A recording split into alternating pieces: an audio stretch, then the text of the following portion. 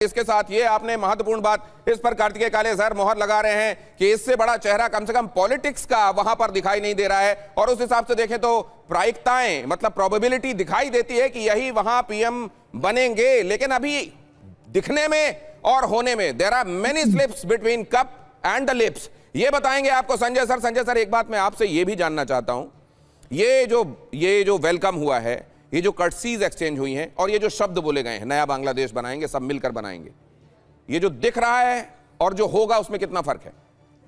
देखिए, पहले मैं ये बात कहना चाहता हूं कि बहुत बड़ा चैलेंज है तारिक के सामने। ना उसके पास पैसे हैं, ना उसके पास इंस्टीट्यूशंस हैं। सारा जो इंस्टीट्यूशन है आज के दिन, चाहे वो मिनिस्ट्रीज हो, एकेडमिक इंस्टीट्यूशंस हो, गवर्नमेंट हो, वो सारा जमात इस्लाम के पास में है। उसको बहुत बड़ा चैलेंज है और अपनी सुरक्षा का भी चैलेंज है, ये बात बिल्कुल साफ है।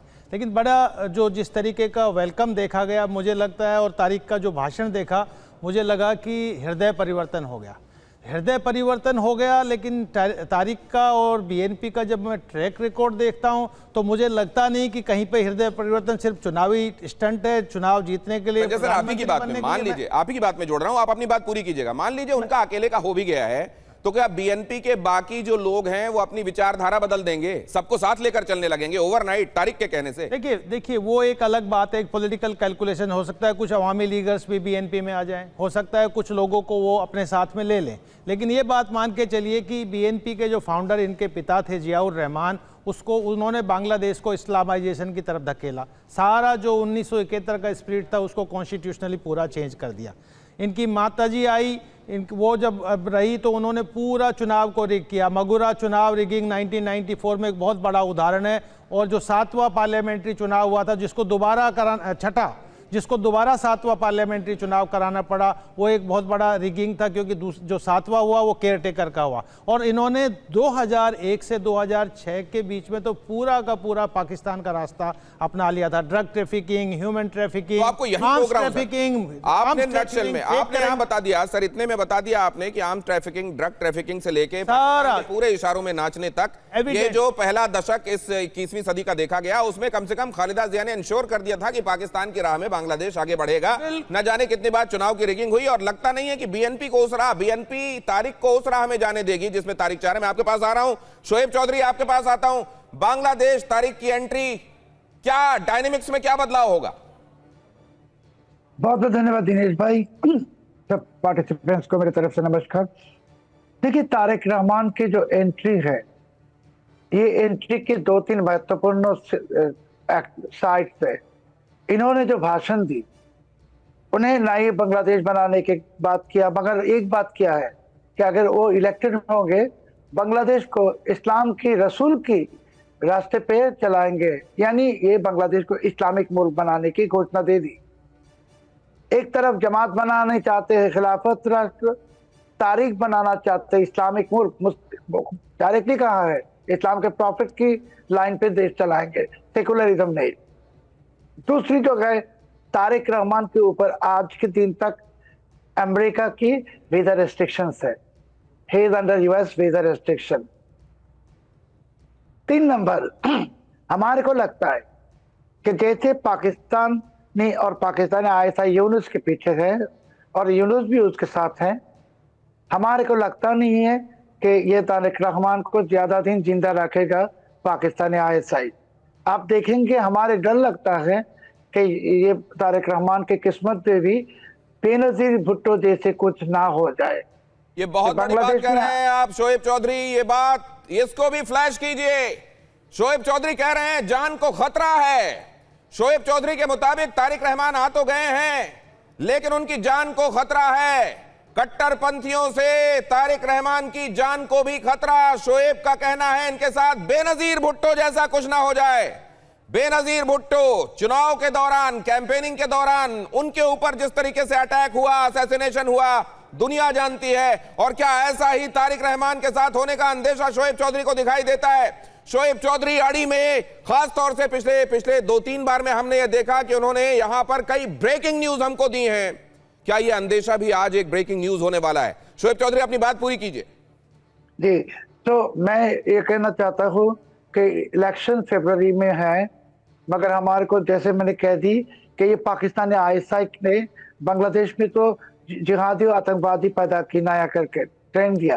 कल आप जानते हैं कि जो बम से एक लोग का मृत्यु हुआ वो मोलोटोव कॉकटेल नहीं थे, वो आईईडी थे, इम्प्रोवाइज एक्सप्लोसिव डिजाइन। बॉम्ब नहीं थे जो हमको सुनाई दिया, वो क्रूड बॉम्ब्स भी कह रहे थे बहुत सारे लोग। No, it was IED. मैंने इंटेलिजेंस से बात किया बांग्लादेशी, और उन्होंने कहा कि ये आईईडी ऐसे हैं जो पाकिस्तान के आतंकवादी जो संगठन हैं, लश्कर तैयबा वगैरह, वो लोग ये यूज करता है। और जिस आदमी के ऊपर ये बम गिरा उसके सर उड़ गई एकदम। तो इट वाज एन आईईडी। सो ऐसा हो सकता है कि पाकिस्तान ने आईएसआई एक टेस्ट किया, ग्राउंड टेस्टिंग, और आप देखेंगे कि मैं होगा मैं नहीं चाहता हूँ, मैं नहीं चाहता हूँ, मगर तारिक रहमान को पाकिस्तान आईएसआई मार डालेगा, जैसे कि इसने बेनजीर भुट्टो को मारा।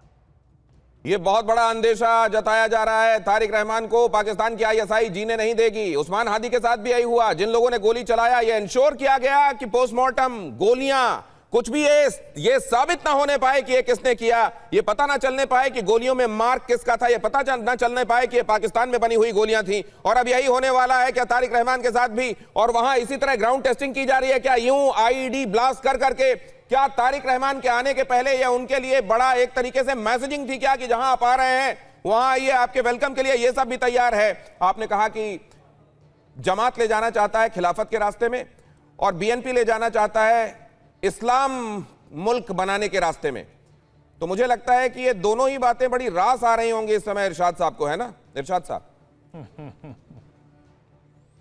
बहुत शुक्रिया दिनेश। पहले तो मैं अर्ज करूंगी, जो साहब बोल रहे थे बांग्लादेश से, ये ऐसी बात कर रहे थे जैसे इंटेलिजेंस के चीफ हो कि जी मैंने मालूम किया और मैंने पता किया, और झूठ बोलते हैं, इनको जानता भी कोई नहीं है बांग्लादेश में। दूसरी बात यह है, बांग्लादेश एक इस्लामिक मुल्क था, मुल्क है, मुल्क रहेगा। तीसरी बात आप कर रहे हैं कि जी हुकूमत बनने जा रही है, कि जो अभी तारिक साहब का नाम ले रहे हैं, देखिए हुकूमत बनाएंगे वहां के अवाम, क्योंकि अवाम आजाद हुए हैं जब से हसीना शेख से और उसके बाप से आजाद हुए हैं। अब उनको मालूम पड़ा कि आजादी क्या चीज होती है, मुल्क को आजाद करना और पाकिस्तान में तो हुकूमत बनाना क्या तरीके से, अपनी हुकूमत बना, आप लोगों के नजरिए हर तरह के सामने आना चाहिए। बोल दीजिए उनको, बोलने दीजिए। हाँ बोलिए बोलिए बोलिए बोलिए बोलिए, हसरत पूरी कीजिए प्लीज। दूसरी हसरत नहीं होती, तरीका होता है ना, तरीका हाँ, बोलिए दूसरा बोलिए। तो बात यह है कि देखिए अब अवाम हुकूमत बनाने जा रही है, अब उनकी अवामी हुकूमत बनेगी। दूसरा, आप मेरी आईएसआई को जो हर बात का इल्जाम पूरी दुनिया में आप लगाते, मेरी आईएसआई पाकिस्तान की आईएसआई, मैं पाकिस्तान हूं, मैं सिर्फ इरशाद खान नहीं हूं, मैं पाकिस्तान हूं, मैं पाकिस्तान की आर्मी, मैं पाकिस्तान का आर्मी चीफ हूं, वजीर आजम, सब कुछ मैं हूं अल्हम्दुलिल्लाह, क्योंकि मैं पाकिस्तानी हूं, हम सब एक हैं। दूसरी बात यह है कि आप मेरी आईएसआई पे इल्जाम लगाना छोड़ दीजिए। देखिए अभी यहाँ स्टूडेंट रहनुमा को कत्ल किया, स्ट्रेट अवे आपके राह के लोगों ने मारा उसको, वो सारे वहां के लोग, बांग्लादेश के बंगाली भी कह रहे हैं, जितने मुस्लिम हैं वो कह रहे हैं कि राह ने मरवाया है उस स्टूडेंट को। अब देखिए कि पूरा बांग्लादेश आपके खिलाफ खड़ा है इस वक्त, आप इल्जाम लगाए जा रहे हैं आईएसआई पे, उससे हमें फर्क नहीं पड़ता, क्योंकि हमें मालूम है कि आपसे हमें अच्छे की उम्मीद नहीं है। आप जब भी बोलेंगे फर्क नहीं पड़ता ना, ऐसे बिठा करके बांग्लादेश। डॉक्टर साहब आपने बताया कि आप इरशाद नहीं हैं, आप न जाने क्या क्या हैं, आप हाफिज सईद भी हैं, पाकिस्तान, आप मसूद अजहर भी हैं, आप दाऊद इब्राहिम भी हैं, आप ओसामा बिन लादेन भी हैं, है ना? अरे ये भी लीजिए ना, फिर जब सब ले रहे हैं तो ये भी लीजिए ना। मैं पाकिस्तान, अरे ये भी आप ही हैं,